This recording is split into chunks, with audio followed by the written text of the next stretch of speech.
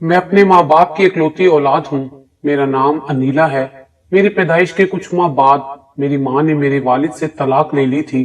फिर अब्बू ने ही मुझे माँ और बाप बनकर पाला था। उन्होंने दूसरी शादी भी नहीं की थी। मेरे वालिद का अच्छा खासा बिजनेस था। घर में किसी चीज की कमी ना थी। उस वक्त मेरी उम्र 18 साल थी जब एक रोज मैं अपनी मुलाजमा के साथ एक बड़े प्लाजा में कुछ खरीदने के लिए गई हुई थी। खरीदारी के बाद जब रकम की अदायगी के लिए काउंटर पर पहुंची तो एक नौजवान को देखा जो बहुत खूबरू था। कोई अमीरजादा लग रहा था। मैंने रकम अदा की और जब तक मैं वहां खड़ी रही वो मुझे बगौर देखता रहा। मैं उसकी तरफ तवज्जो दिए बगैर शॉपिंग सेंटर से निकल आई। मैं और मेरी मुलाजमा ने पास ही एक दही भल्ले वाली शॉप से दही भल्ले खाए और हम घर आ गए। इस बात को एक हफ्ता गुजर चुका था। एक शाम टीवी देख रही थी कि फोन की घंटी बजी। मेरे जाने से पहले ही मेरी मुलाजमा ने फोन उठा लिया। उसी वक्त वो मेरे पास आई और बोली, बीबी साहिबा आपका फोन है। और वो अपना नाम अदनान बता रहे हैं। मैं किसी अदनान को नहीं जानती थी। फिर सोचा कि हो सकता है बाबा के ऑफिस से किसी ने कॉल की हो सकता है बाबा के बारे में कुछ पूछना हो, क्योंकि उन दिनों बाबा शहर से बाहर गए हुए थे। बाबा का मोबाइल ऑफ होता तो अक्सर घर वाले नंबर पर कॉल आ जाती थी। बाबा ने इमरजेंसी के लिए ये नंबर दिया हुआ था। मैंने टीवी बंद किया और फोन सुनने के लिए चली गई। मैंने हेलो कहा तो दूसरी तरफ से किसी लड़के ने सलाम किया और बोला, मैडम मैं फलां प्लाजे से बात कर रहा हूँ। एक हफ्ता पहले आपने हमारी शॉप से कुछ शॉपिंग की थी। खरीदारी की पेमेंट करते वक्त आपके कुछ पैसे वही काउंटर पर रह गए थे। दो 5-5 हजार वाले नोट थे। शायद आप उस दिन जल्दी में थी। बड़ी मुश्किल से आपका नंबर और एड्रेस मिला है। क्या ये पैसे आपके एड्रेस पर पोस्ट कर दूं या आप खुद लेने आएगी? अगर आप खुद आ जाएं तो मैडम हमारे लिए आसानी हो जाएगी। मैं उसकी बात सुनकर हैरान हुई क्योंकि वो झूठ बोल रहा था। आप ये पैसे अपने पास रख लें, मुझे इन पैसों की जरूरत नहीं है। मैंने कदरे तुर्शी से जवाब दिया और फोन रख दिया। ये आवारा मिजाज लड़के जाने खुद को क्या समझते हैं। इतने दिन बाद उस हीरो को मुझसे राब्ते की खातिर ये बहाना अच्छा सूझा। अब मुझे डर था कि ये कहीं मेरे पीछे ही ना पड़ जाए। खैर उसके बाद उसने दोबारा फोन ना किया। मैंने अल्लाह ताला का शुक्र अदा किया क्योंकि इस तरह के लड़के तो पीछे ही पड़ जाते हैं। कुछ दिन बाद एक बूढ़ा आदमी हमारे घर आया। इत्तेफाक से मैं गेट के पास थी। पूछा, बाबा जी किससे मिलना है? कहने लगे, बेटी मैं बहुत करीब हूँ। जहाँ काम करता था उन्होंने निकाल दिया है। मालिक कहता था कि तुम अब बूढ़े हो गए हो, अब हमारे किसी काम के नहीं हो। बेटी मैं एफए पास हूँ, मुलाजमत की तलाश में हूँ। मैंने कहा, बाबा जी ये तो आपके आराम करने के दिन हैं। वो बोला, बेटी बुढ़ापे में आराम किस्मत वालों को मिलता है। हालात से मजबूर हूँ। जब कोई करने वाला ना हो खुद मेहनत करके पेट पालना पड़ता है। बाबा के कपड़े साफ सुथरे थे और हुलिया बता रहा था कि उनका किसी अच्छे घराने से ताल्लुक होगा। ना जाने किन हालात में ये मुलाजमत तलाश करने निकला था। मेरे हसास दिल ने उस बूढ़े का दर्द महसूस करते हुए कहा, ठीक है बाबा जी, मैं अपने वालिद से बात करूंगी। वो एक बड़े बिजनेसमैन हैं, कहीं ना कहीं आपके लिए जगह निकाल लेंगे। फिलहाल आप कुछ रकम रख लें, आपको शायद जरूरत हो। मैंने मुलाजमा को आवाज दी और उसे अपना पर्स लाने को कहा। जब मुलाजमा पर्स ले आई तो मैंने 1000 का नोट निकाल कर बाबा जी की तरफ बढ़ाया, मगर उन्होंने लेने से इनकार कर दिया। कहने लगे, बेटी मैं भिखारी नहीं हूँ, मांगने नहीं आया। मैं तो मुलाजमत की तलाश में घूम रहा हूँ। मुलाजमत मिल जाए बस यही आपकी मेहरबानी होगी। मैंने एक बार फिर उन्हें पैसे देने की कोशिश की और कहा कि आप ये रख लें, आपके काम आएंगे और मुलाजमत भी मिल जाएगी, मगर उन्होंने इस बार फिर इनकार कर दिया। अभी ये बात सोच ही रही थी कि हमारा चौकीदार आ गया। मैंने चौकीदार को ताकीद की कि इन बाबा जी से इनका फोन नंबर अगर कोई है तो ले लो या फिर जो भी राब्ते का जरिया हो मालूम कर लो। जब अब्बू घर आएंगे तो मैं उनसे बात कर लूंगी। फिर सोचा शायद चौकीदार ज्यादा परवाह ना करे। तभी बूढ़े आदमी को कहा, ऐसा करें आप कल शाम को आ जाएं। आज रात में अपने वालिद से बात करूंगी, हो सका तो कल आपको उनसे मिलवा दूंगी। वो दुआएं देता चला गया। शाम को अब्बू आए तो मैंने उस बूढ़े शख्स का जिक्र किया और बताया कि वो भिखारी नहीं था, बस उसे मुलाजमत की जरूरत है। والد साहब ने बड़े गौर से मेरी बात सुनी। मैंने कहा, प्लीज बाबा, आप उन्हें काम पर रख लें, ऐसे लोगों की मदद करनी चाहिए। वालिद साहब ने मेरे चेहरे के तासुरात देखे और फिर बोले, ठीक है बेटी, कल शाम को मिल लूंगा और कहीं न कहीं दफ्तर या फैक्ट्री में जगह निकाल लूंगा। अगले रोज शाम को मुकर्ररा वक्त पर बेल हुई। वालिद साहब घर पर थे। चौकीदार ने बताया, कल वाला बूढ़ा शख्स आया है। वालिद साहब ने कहा, उसको अंदर ले आओ। सफेद लिबास में बारिश बुजुर्ग चेहरे पर शराफत लिए अंदर आया। अब्बू ने एक नजर में पहचान लिया कि ये अच्छे खानदान का है। दो चार बातें करके कहा, बाबा जी, क्या आप मेरे घर पर रहना पसंद करेंगे? मेरी बेटी की मां नहीं है, वो आया के साथ रहती है। मैं फैक्ट्री चला जाता हूँ, अक्सर काम के सिलसिले में दूसरे शहर भी जाना पड़ जाता है। इसे 100 तरह के घरेलू मसाइल दरपेश होते हैं। ये फोन करती रहती है। नौजवान मुलाजिम को मैं घर के अंदर नहीं आने देता। चौकीदार गेट पर और ड्राइवर भी घर से बाहर होते हैं। एक मुलाजमा है, वो भी शाम के वक्त अपने घर चली जाती है। आप घर में रहेंगे तो मुझे फिक्र ना होगी। बुजुर्ग ने जरा सा तवक्कुफ करके कहा, मेरी भी एक बेटी थी, उसकी माँ मुझे छोड़कर चली गई थी। न उसे बेटी की फिक्र थी और ना ही मेरी। बेटी हर वक्त अपनी माँ की जुदाई के गम में रहती थी। 7 बरस की उम्र में उसको बिजली का करंट लगा। उस वक्त वो घर में अकेली थी और मैं काम पर था। हमसाई के जिम्मे लगाकर जाता था कि वो मेरी बेटी का ख्याल रखेगी, मगर वो ख्याल ना रख सकी और मेरी बेटी फोत हो गई। ये कहते हुए उनकी आंखों में आंसू भर आए। आपकी बेटी मेरी बेटी जैसी है। उन्होंने मेरी जानिब इशारा किया। बुजुर्ग के दुखी होने पर मैं भी आपदीदा हो गई, क्योंकि मैंने भी माँ की जुदाई का दर्द सहा था। अब्बू ने मेरी खातिर दूसरी शादी नहीं की थी। वो मुझे बेहद अजीज रखते थे। उन्होंने ही मेरी परवरिश की थी। मेरी वालदा से उनकी मोहब्बत की शादी थी। यूनिवर्सिटी दौर में ही उन्होंने एक दूसरे को पसंद कर लिया था और शादी का फैसला भी कर लिया था, मगर घर वाले ना माने। बिलाखिर सारे घर वालों की मुखालफत के बावजूद अपनी पसंद की लड़की से शादी की, जिसमें उनके वालिदैन बहन भाई ने शिरकत ना की। मेरी माँ ने मुझे जन्म दिया तो उसके बाद अब्बू से उनका ना जाने किस वजह से झगड़ा रहने लगा। बिलाखिर मामला तलाक पर खत्म हो गया। उन दिनों में सिर्फ 9 माह की थी। अम्मी को मुझ पर भी तरस ना आया और वो मुझे वालिद के हवाले करके चली गई। उनके जाने के बाद वालिद साहब ने मुझे माँ और बाप बनकर पाला।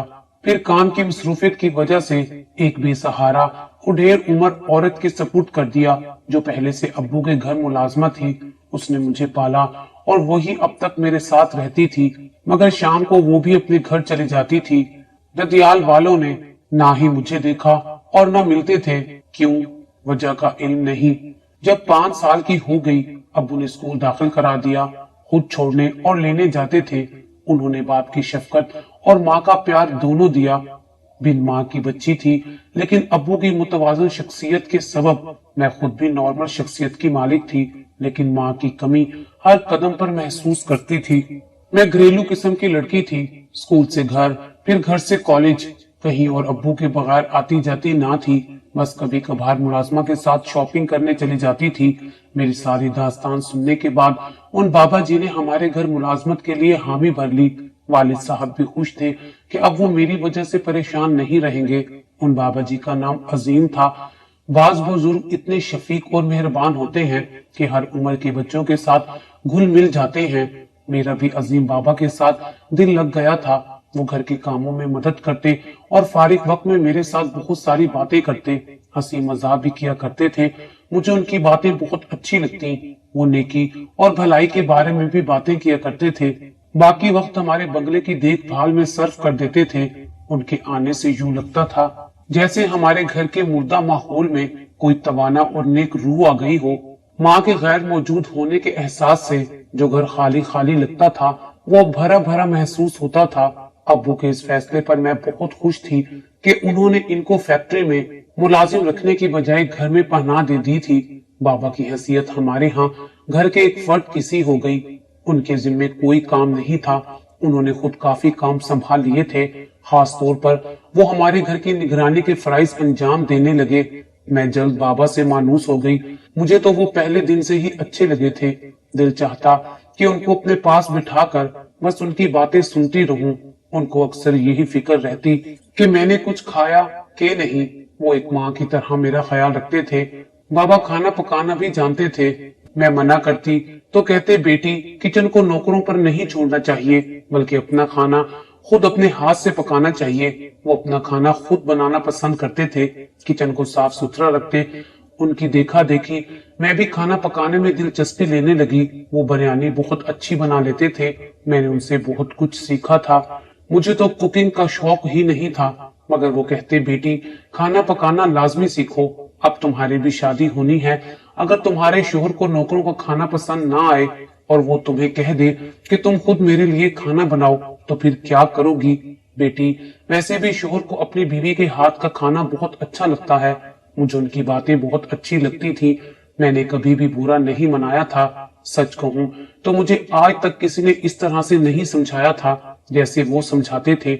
मेरी जिंदगी बहुत खुशगवार हो गई थी। अब मैं जहां भी जाती बाबा अजीम को साथ ले जाती, शॉपिंग के लिए या फिर कभी किसी क्लास फेलो के घर। मैं जब तक वहां रहती वो गाड़ी में बैठे रहते।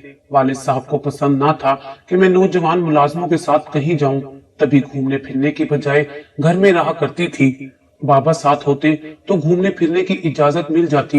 अब सहेलियों के साथ तफरीह के लिए किसी पार्क या रेस्टोरेंट में भी जा सकती थी। बाबा के हमरा जाने से मुझे कोई उलझन नहीं होती थी, बल्कि सुकून महसूस होता था। उनकी शख्सियत ही ऐसी थी, तहफ्फुज का भरपूर एहसास मिलता था। एक रोज मैं अचानक ड्राइंग रूम में गई।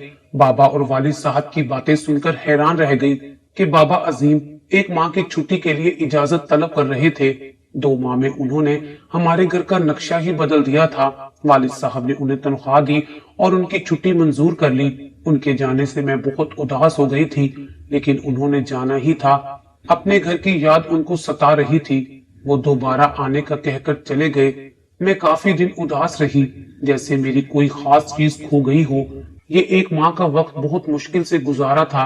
अजीम बाबा को गए 1 माह गुजर चुका था। मैं बहुत खुश थी कि अब वो आ जाएंगे। उनका इंतजार था, मगर वो नहीं आए। फिर एक रोज वालिद साहब ने बताया कि वो आ रहे हैं।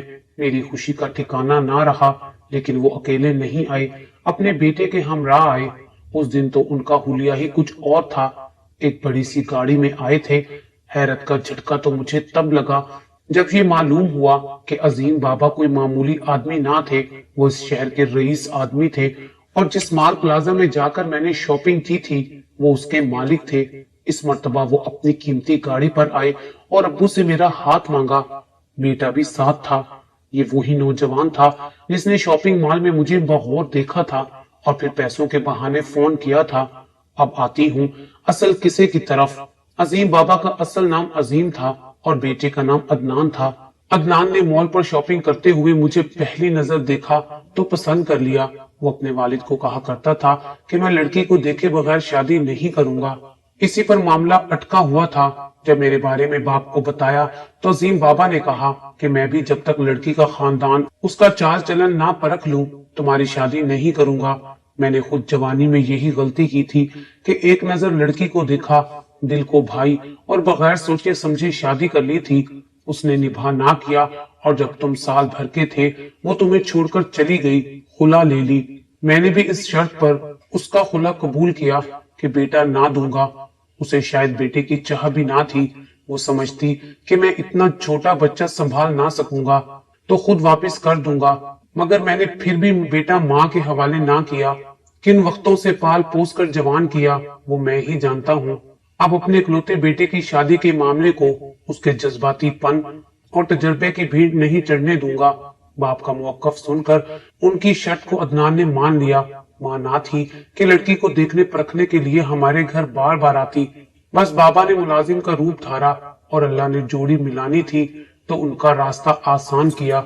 यूं हमारे घर रहकर उन्होंने मेरी आदत व अतवार का मुताला कर लिया। उनका ख्याल था कि मैं एक अमीर आदमी की इकलौती लड़की हूँ, आजाद ख्याल, खुद सर हो सकती हूँ। माँ के बगैर घरदारी की तरबियत भी ना मिली होगी। अजीम बाबा के ख्याल में अमूमन ऐसे घर की लड़कियां अच्छी बहू साबित नहीं होती। वो बेटी की शादी को कामयाब और घर को आराम और सुकून का गहवारा देखना चाहते थे। कहते हैं कि सांप का डसा रस्सी से भी डरता है। इधर अब्बू का भी इस मामले में कुछ ऐसा ही हाल था कि मोहब्बत की शादी करके पछताना पड़ा था। جبکہ عظیم بابا کو گمان تھا کہ عدنان اور مجھ میں کہیں فون پر محبت والا ڈرامہ نہ چل پڑا ہو۔ ادھر ابو کو میری ذمہ داری سنبھالنی پڑی تو معلوم ہوا کہ بن ماں کے بیٹی کی پرورش کتنی کٹھن ہوتی ہے۔ دوسری شادی بھی میری خاطر نہ کی تھی، اگر آیا نہ ہوتی تو نہ جانے میرا کیا ہوتا۔ جب عظیم بابا نے تمام احوال بتا کر ابو سے معذرت طلب کی اور مدعا بیان کیا تو والد صاحب نے چند دن سوچنے کا وقت مانگا۔ کچھ دن بعد میری رضامندی سے ان کے بیٹے سے ملے اور پھر ہاں کہہ دی۔ یوں میری شادی عظیم بابا کے بیٹے عدنان سے ہو گئی۔ عدنان کی دلی مراد پوری ہو گئی اور عظیم بابا کو ایسی بہو مل گئی کہ جو ان کے تصور میں بسی تھی۔ میں کبھی خسارے میں نہ رہی۔ عدنان ان کے اکلوتے بیٹے تھے اور میں ابو کی اکلوتی بیٹی تھی۔ والد اور میرے سسر ایک دوسرے سے ناتا جوڑ کر بہت خوش تھے اور میں عدنان کو پا کر خوش اور مطمئن تھی، کیونکہ وہ اتنے اچھے ہیں کہ شاید ہی کوئی ان جیسا ہو۔ آج اللہ کا لاکھ لاکھ شکر ہے کہ میں نے زندگی کی ساری خوشیاں پا لی ہیں۔